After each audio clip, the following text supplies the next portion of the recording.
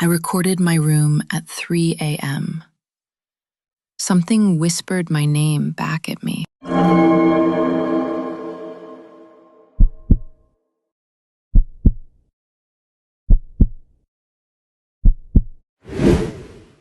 For about 3 weeks, I've been waking up at almost exactly the same time every night, 3:07 a.m., give or take a minute, with the distinct physical sensation that someone had just finished saying my name directly into my ear. Not a dream, a physical residue, like the way your skin remembers being touched even after the touch stops.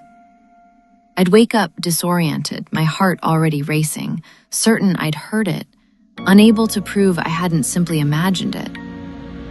The sensation had a specific quality I struggled to describe to anyone who hadn't felt it.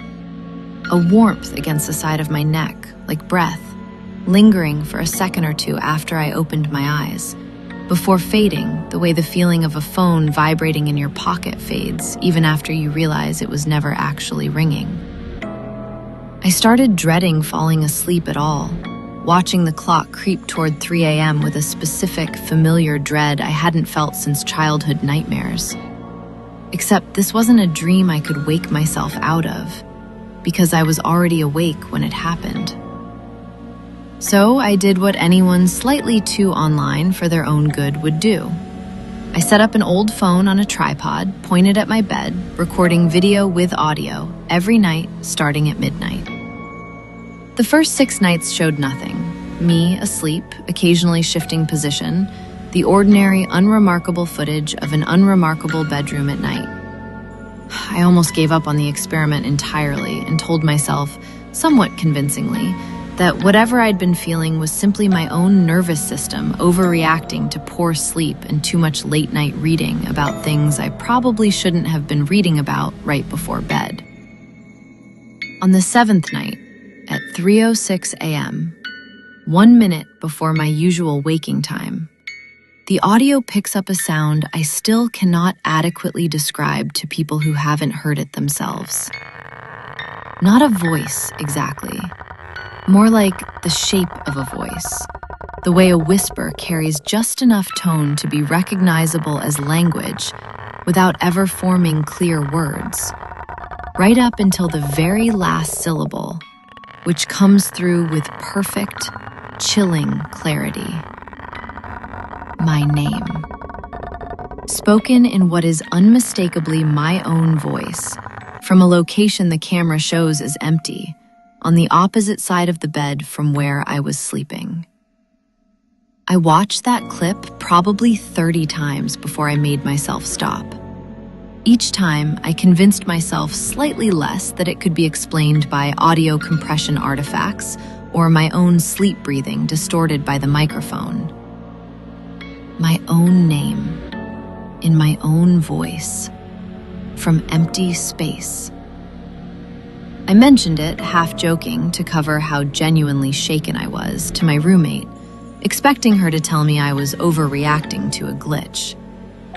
Instead, she went quiet, then admitted she'd been experiencing something similar in her own room for almost a month, waking at odd hours with the same physical sensation of having just been spoken to, though she'd never told anyone, assuming, like I had, that it was simply a strange, private symptom of poor sleep. We set up a second camera in her room that same week. 4 nights later, her footage captured the exact same phenomenon. A whispered fragment resolving into her name, in her own voice, at 2:54 a.m., from a spot near her closet that the camera showed clearly and completely empty. Neither of our rooms share a wall. Neither of our cameras were connected to any shared network or even the same brand of device. Mine was an old phone, hers a dedicated baby monitor she'd bought years earlier for an entirely unrelated reason. There is no plausible audio bleed, no shared electrical interference, no rational technical explanation either of us, or the 2 audio engineer friends we eventually consulted out of sheer desperation, could identify. One of those friends, after listening to both clips separately without knowing they came from different houses, made an observation that has stayed with me since. In both recordings, the whisper doesn't simply say the name. It says it in the exact same cadence and pitch the actual person uses when they're mildly annoyed, calling someone's name a second time because the first time didn't get a response. He also pointed out something neither of us had noticed ourselves, listening too closely to the whisper itself to pay attention to anything around it.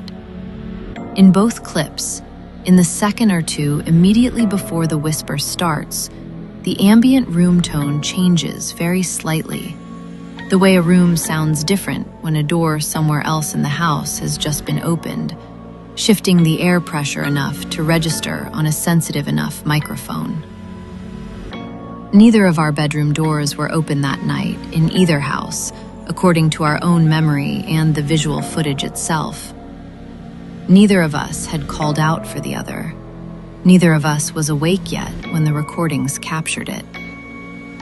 Word spread further than I intended when I mentioned it, carefully edited to sound less unhinged, in an online forum for people who record their sleep for entirely mundane reasons like snoring or sleep apnea. A third person, states away, someone I'd never interacted with before, messaged me privately to say she'd experienced something almost identical for the past 2 months and had stopped mentioning it to her own family after her mother suggested, gently but firmly, that she see a doctor. She sent me a 10-second clip of her own footage, unprompted, time-stamped 3:11 a.m.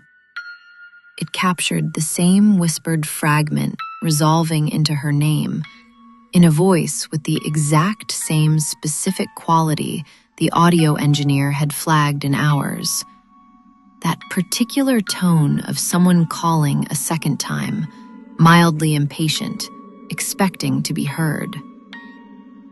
None of us know each other. None of us live within 400 miles of one another.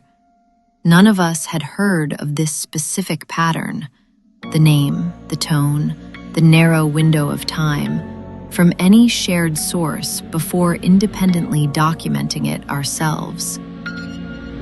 The three of us now share a private group chat, almost entirely so none of us has to sit with this alone. A fourth person joined 2 weeks ago, found through a mutual friend of the third woman, and her very first message to the group, before any of us had explained the specific timing involved, was simply, "Does it happen for you around 3 a.m. too?" We hadn't told her that detail yet. She said she'd never told anyone about it before finding us, specifically because 3 a.m. felt like too oddly precise a detail for anyone to believe without proof. We've since learned that variations of this experience, a felt presence, a voice, a whispered name at the exact edge of sleep, are documented across many cultures, often clustered around similar early morning hours, sometimes explained through sleep paralysis and hypnagogic hallucination. That explanation genuinely helped for a while. It stopped helping the night my roommate's camera caught the whisper saying her name a full 11 seconds before she physically woke up, gasping from what she swears was a completely dreamless, unremarkable sleep. We still record every night. Neither of us has found the nerve to stop. I think some part of both of us needs to know if it ever changes what it says, or who it's actually calling for, before either of us finally answers back. 2 nights ago, for the first time since this started, the recording caught something different. Not my name this time, not her name either. Just a long pause exactly where the whisper usually begins, followed by a single, unmistakable exhale. the specific kind of breath someone releases when they've been holding it, patiently, waiting for something that still hasn't happened yet. Neither of us has said it out loud to the other, but I think we're both starting to wonder the same thing. Whether the whisper was never actually trying to wake us up at all. And whether the silence is the part we should have been afraid of all along.